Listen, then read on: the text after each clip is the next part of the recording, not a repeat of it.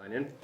So I'll call this meeting to order. I am actually acting as Tim at this moment. Tim had something come up. He was unable to make it.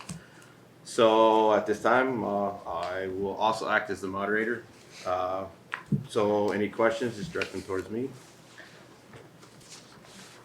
So first slide is some housekeeping. Please mute anybody online. Please mute so that the presenters can be heard. It also prevents against feedback. This meeting is being recorded. At the end of the presentation, we will be taking questions, comments. Please put questions in the chat. Julie is going to be monitoring the chat, and then she'll let us know of the questions of anybody online. If you're here in person, feel free to raise your hand once we get to the end of the presentation. If you're online and you'd like to raise your hand, there's a feature called reactions, and underneath reactions, there's an option to raise your hand. At this time, I want to take a quick moment to introduce everybody that's here. My name is Chris Shepard. I have been acting as the school board chair for the last year. To my left is Robert Gervais. He's our track director for the district. To his left is our superintendent, Julie Regenball. To Julie's left is Laura McAllister, our business manager. To my right is the vice chair, Devin Batchelder. Across the table is Joanne Johnston, board member. We have Don Collins is also a board member. Peter Magnet is a board member and is our clerk. And last but not least, Toby McGuire, who is a board member. And we have Mr. Hartman in our audience. He's the principal of MVU. Okay, our agenda for this evening is we'll go over the MVSD or Missisquoi Valley School District directors and the schools that are served. Enrollment staffing, proposed shifts and adjustments, the FY23 pre-K 12 proposed budget, estimated education tax rate information, article language, voting information, and questions. As I already stated, the Missisquoi Valley School Directors, myself, Chris, Devin, Toby, I've already introduced, Terry O'Shea, who represents Swanton, I've already introduced Don, Jen Chevalier represents Highgate, I've introduced Joanne and Peter, and then last but not least, Steve Scott also represents Highgate. Yeah. All right, and at this point, we actually want to pause for just a second and recognize Chris, who is chairing his final meeting with the MVSD board. He's served on the Highgate board and the MVSD board since 2015, and so we just wanted to share our appreciation and say thank you to Chris for his service to the community. And I believe right down here to my left, Julie has a plaque to present to Chris. So thank you, Chris. Thank you.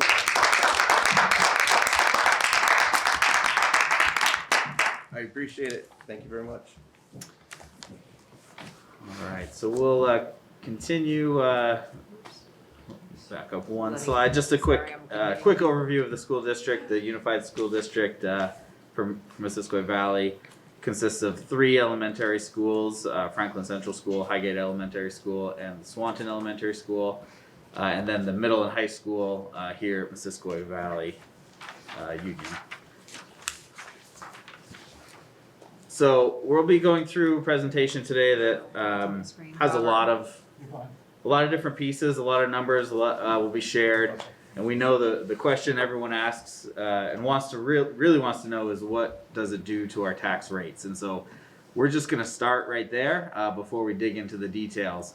So the proposed budget that we're offering to the voters this year will result in very small increases in the towns of Highgate and Franklin and a nominal decrease in the town of Swanton.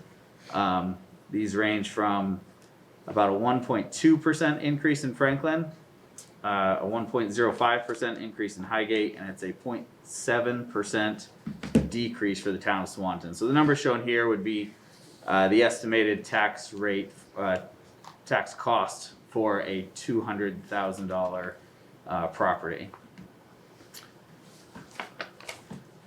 All right, so we'll talk about enrollment on this slide. Enrollment's part of the calculation for both the spending per equalized pupil and the final tax rates. We've seen a slight increase in enrollment at MVSD since 2020, about 24 students in total across all of the buildings. This we had an increase in the homeschool population in 2020, primarily as a result of the COVID pandemic. Some of those students have returned in 2021, and we do expect to see some of those students continue to return as the years go by. So relative to a lot of other districts in the state, we're doing well on our enrollment, staying steady. All right.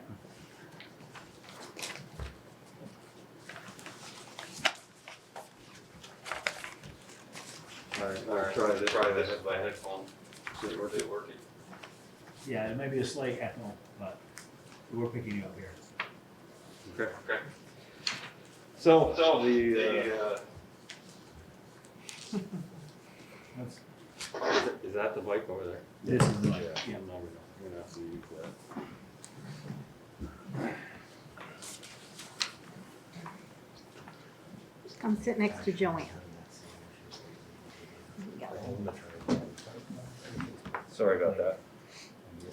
So the article that we're gonna be concentrating on, that we're planning to vote on town meeting day, is Article 2.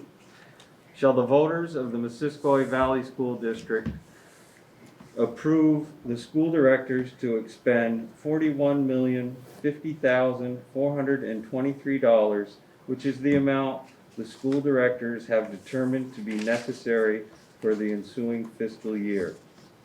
It is estimated that this proposed budget, if approved, will result in an education spending of $16,672 per equalized pupil.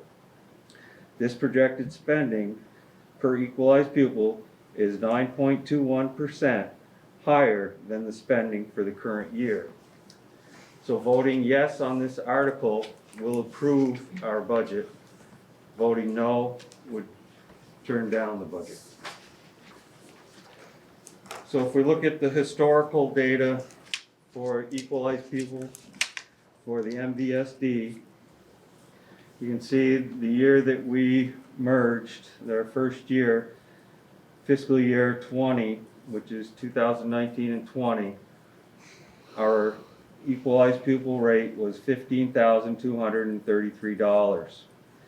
The following fiscal year, 2020-2021, we went up to $15,717, which was a 3.1% increase.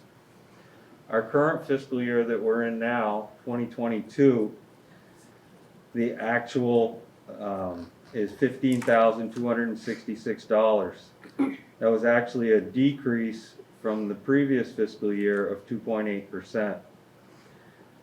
Our future 2023 budget that we're going to be voting on, the proposed per equalized pupil cost will be $16,672, which is a 9.21%, like I said before, increase. Now, if you take this increase over the 3 years, it's only a 3.1% increase per year. But as we mentioned last year, we actually decreased it. So it seems larger in this fiscal year coming up because of the decrease last year. So if we compare our spending with our neighboring school districts, you can see that if you look at Fairfax, they're at $15,542, which is about $1,000 less than we are. If you look at the Northern Mountain Valley Unified Union School District, which is Bakersfield, Berkshire, Enosburg, Montgomery, Richford, and Sheldon, they are very similar to what we're at, slightly lower at $16,370. And then you can see the MVSD there, which I've mentioned before. And then just underneath us very similar to what ours is. The Enosburg-Richford Unified Union, that's the high school, or the two high schools, is at 16,774, and very comparable to ours, but you can see their increase this year is similar to ours, actually higher at 10.52%. So they also saw a large increase. Fletcher is about $1,000 higher than we are at 17,678. They had a 4.4% increase. And then if you look at Maple Run, which is St. Albans and Fairfield, they're at 18,484, which is considerably higher than us. And you can see again, they had an 8.12% increase. So there are some sizable increases across the region and other districts as well. So if you look at the comparison to the state average, if you look at last year's, our current fiscal year, the state average was $17,612.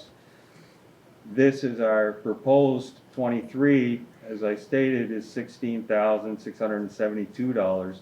So we are still considerably less than last year's state average, which obviously we anticipate will go up again this year.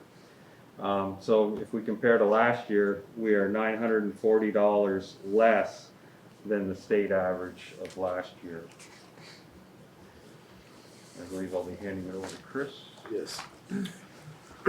Okay, this slide is a summary of our proposed expenditure budget for FY23. It represents an increase of 6.2%. This increase is primarily due to salary and benefit increases. There is also an increase in capital construction. The FY23 budget and summary there's a website link that you can access any of our FY23 budget and summary documents. If you click on that link, you can access all that.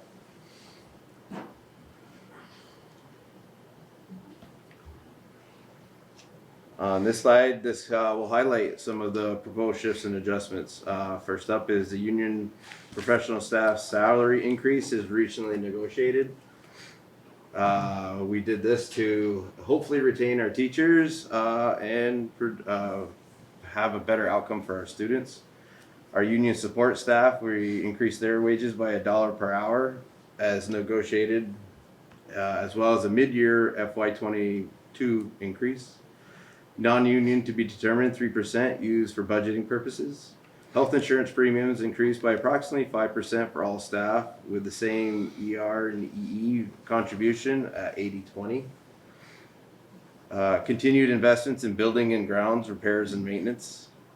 Franklin is increasing by 1 interventionist, a 0.4 FTE guidance, and a 0.2 psychologist. Highgate's increasing by 1 classroom teacher and a 0.2 art teacher. Swanton is restructuring the library model to 2 professionals. The facility director now shared between Swanton and MVU with additional support staff. And MVU increased 1 FTE nurse, 1 FTE SLE coordinator, 1 FTE HHB coordinator, 1 FTE social worker and guidance. And we were able to offset these with ESSER funding, as well as a reduction in 4 support staff positions. Ultimately, we put all these positions in our budget, to even though they're being funded by ESSER grants. At some point when the ESSER revenue dries up, we will have to reconfigure, absorb, plan for, and maybe not need anymore. A lot of this is in efforts for recovery to help our kids come back to school and to catch up from the pandemic.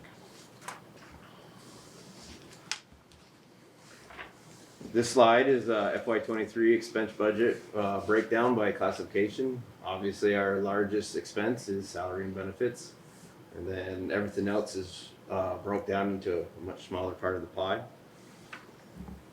As you can see, the majority, the remainder of it is made up of the categories such as student tuition, both special education, general education, day placements, Purchase services, which is any service we contract, transportation, etc. And this slide is the expense breakdown between general and special education. General ed is 79%, where our special ed is 21%. This is a breakdown of our staffing by schools and central office. I won't read every number, but if you're interested in exactly how many each school staffs under either classrooms or guidance or library principals, so on, this is a breakdown what each school requires for employees. And I will pass it on to Devin. Thanks, Chris. And now we'll start going through the calculations to arrive at those final tax rates. So it begins with the expense budget. You see that $41,050,423. The first thing that's done is that we reduce that amount by the amount of revenue that we receive, which can be grant funding or other federal funds, including the COVID relief ESSER funds, which gives us our net educational spending, which is the $29,909,387. We then divide that number by the equalized pupil count for the district, which is all of the students in all 4 of our buildings, all 3 towns, of 1,793.99, and that leaves us with our education spending per equalized pupil. That's the $16,672. Now to calculate the equalized homestead tax rate, we divide the $16,672 by the estimated yield. The yield is a number that's determined by the state legislature. It's updated every year and can have significant impacts on our local tax rates. A higher yield results in a lower homestead tax rate. And what we've seen from last year to this year is a pretty substantial increase in that estimated yield, which is coming from some of the higher than expected revenues that our state has experienced in the last year, which some of that is the federal COVID money, some of it's just higher sales tax collections. And so that's something that's really working to our benefit locally. So we're able to put this budget together with the additional support for our students and still end up with a favorable tax rate locally. So the math works out to be a 1.2887 equalized homestead tax rate, which is 6 cents lower than FY22.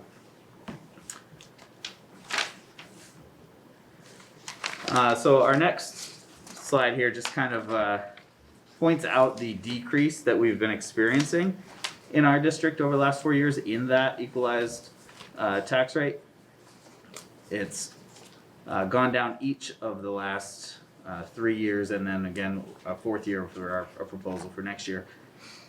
The far right hand column lists just the primary factor for the decreases in each of those years. There are obviously many factors that go into this. We're just highlighting the main driver in each of those years. And so you can see in the 22-23, which is next year's proposed budget, the increased yield really is the main driver in that 6 cent decrease.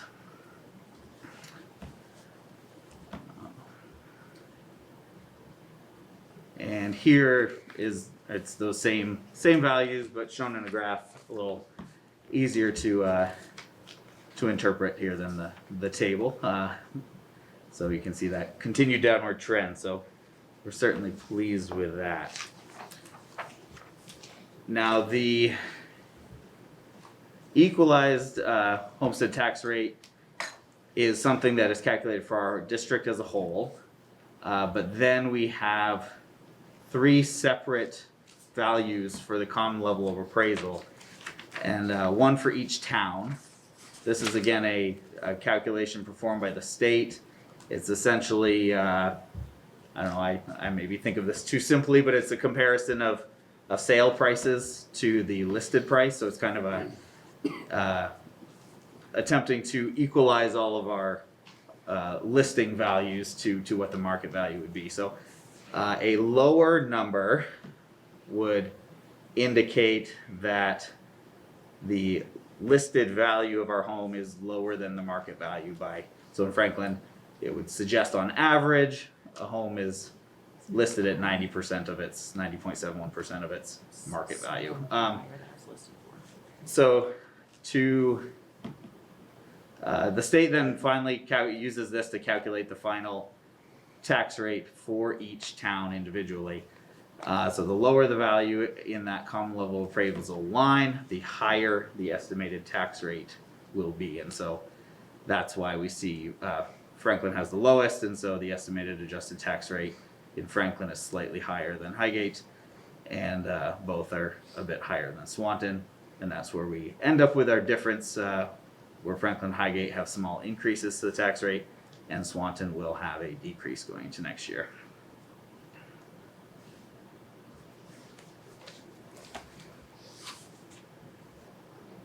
I guess we probably talked about a lot of this. So the decrease in the common level appraisal does increase taxes, which is what we have seen in our three towns, driven by the property values. And I guess the only bullet point on here we didn't mention previously is the income sensitivity, the property tax rebates that folks receive here in Vermont. Many in our areas do receive that, which is very beneficial to those with incomes that are below the 136,900. And that brings us finally to where we started, the estimated tax rates on a homestead valued at $200,000. Again, those small increases, Franklin and Highgate, about 1%, and the decrease, about 0.7% in the town of Swanton.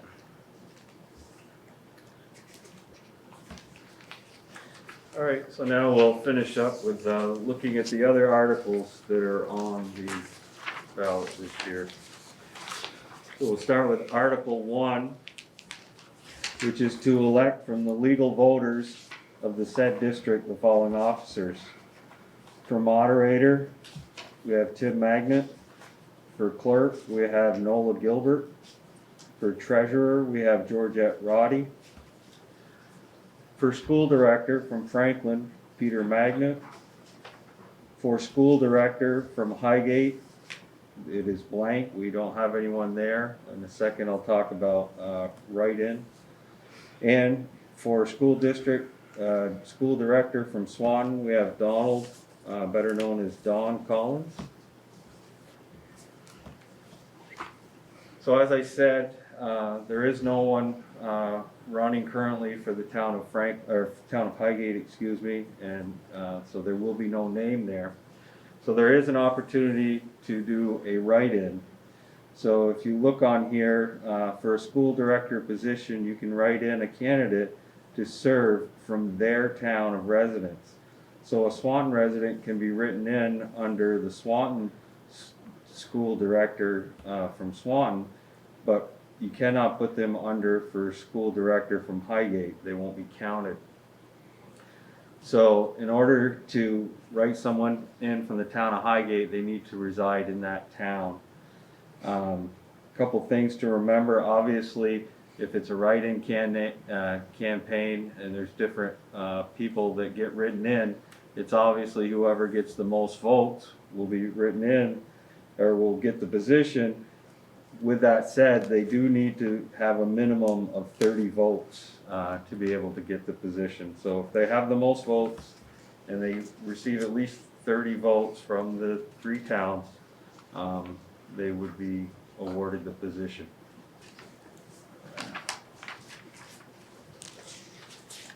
We already went over Article 2, which was the budget, so now we'll look at Article 3. Shall the voters of the Missisquoi Valley School District authorize the Board of Directors of the said school district to borrow money to pay the current expenditures in anticipation of taxes and to sign notes for that purpose.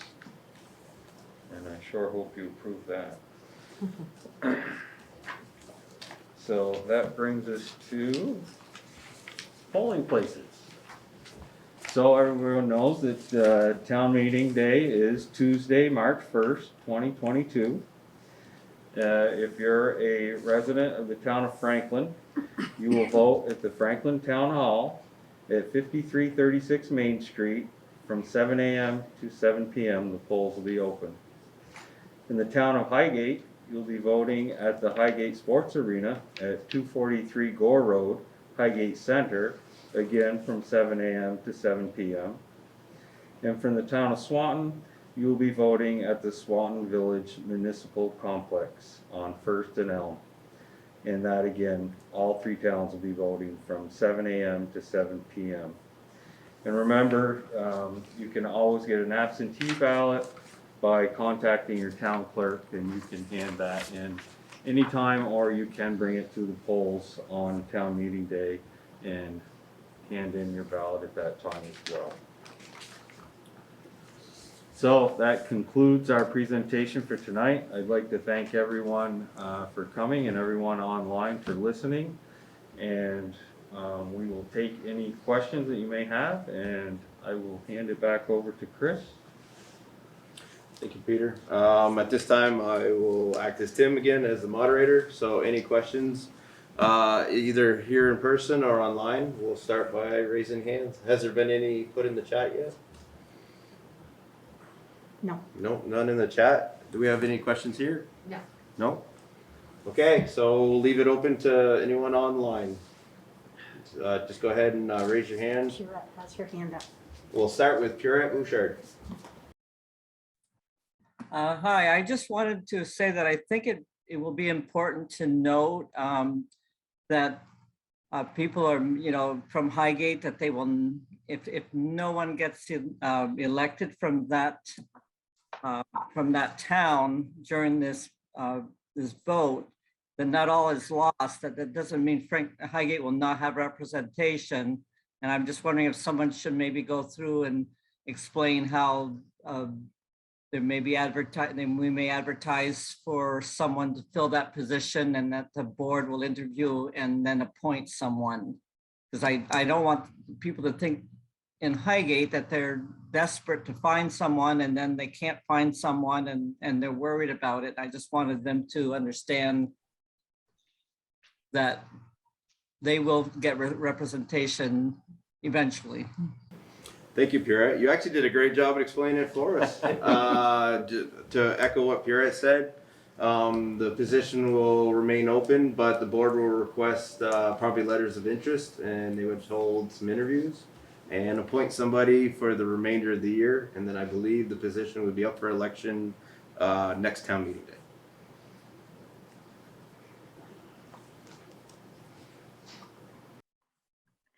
Hi, this is Tammy Underwood. I'd like to just ask a quick question on the budget.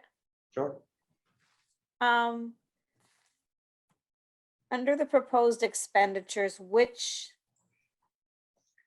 line item would you guys be housing things like property taxes or any type of insurance on the buildings or any insurance policies that we carry, bonding, anything like that? Which line item would that be under?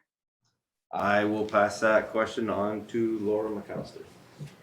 It would be under the central office fund, Tammy. Under the what? It's under the central office portion of the budget. Okay, do you have the number? What's the GL number or the number that you're identifying? Are you looking at, I'm trying to make sure you're looking at the same document that I'm looking at, so I know what number to give you. Are you looking at Okay, I'm looking at the only one that I was able to print off. It's the general one, the school budget proposal summary. the one in the book? The one that was online. It has the top portion is your expenditures, and then you've got your estimated revenues and your net education spending. Tammy, in our book, this is Julie. Yeah. Under general administration, Okay, which is 2320. okay. Insurance benefits and purchase services, property services, repairs, leases, those kinds of services are in that section. Is that correct, Laura? Yeah. And there's also. Goes under general administration. Yes. And do you have other sheets online that are available that drill down into those numbers? The budget book has probably a more detailed summary. If you want to call the business office, they can give you the level of detail you're looking for if you ask. Okay, Thanks, Tammy. Thank you. Any more questions or comments?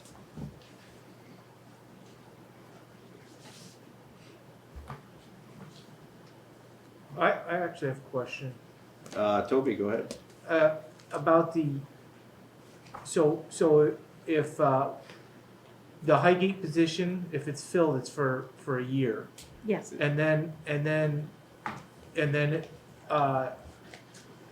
so that seat is open next year for, is it for gonna be a 2-year? 2-year. It 2 would, year, it would okay, be so the it'll keep, 2-year remaining of the term. okay, it'll Yep. keep us on the, Yep. okay. That was my But if there is a write-in campaign and someone gets enough votes, they would get the 3 years. Correct. Right. Oh, really? Right. Okay, I didn't know that. Because that's how it worked for Joanne, because she was a write-in for Franklin, because they were in the same situation 2 years ago. But there was enough write-in that Joanne qualified, and so she's in the 3-year term. And it's So- 30 votes, Yeah, minimum. 30.